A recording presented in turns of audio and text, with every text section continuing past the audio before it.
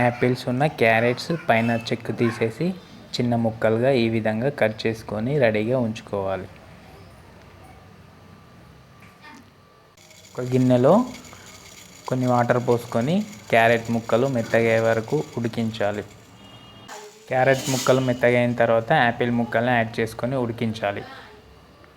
Apple ముక్కలు కూడా మెత్తగా అయ్యేంత వరకు ఉడికించుకోవాలి.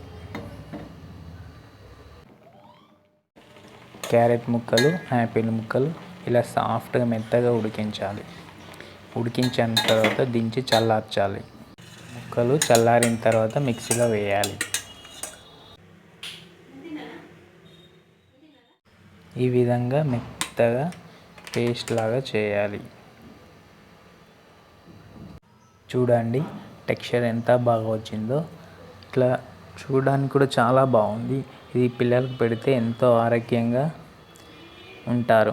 ఇందులో విటమిన్ ఏ, విటమిన్ సి పుష్కలంగా దొరుకుతాయి క్యారెట్, యాపిల్స్లో.